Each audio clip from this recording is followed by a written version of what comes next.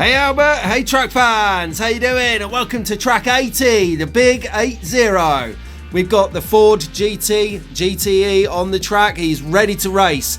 So let's drive! And he's off straight round in R2. Took out the track support. Oh my goodness, he's took down the track already.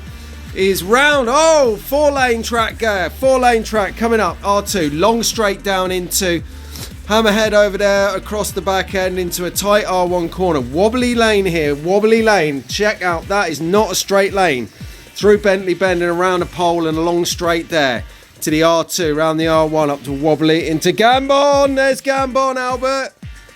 It's sort of feels like a smaller track, this one, but does take a little bit of skill. And this Ford GTE is absolutely on fire today. Come on then. It's nice he's handling it around the corner. Let's see if we can have a little better look at the world's smallest four-lane track. The world's smallest four-lane track ever, Albert. Here we go. Let's lane change. Oh, lane changed and flipped off the track, but he's back on it. In the race, driving nice. Ford GTE's taking it easy. He's not stretching his legs because by the time I've said about a corner, he's back round the other side. So let's see if we can speed him up a bit.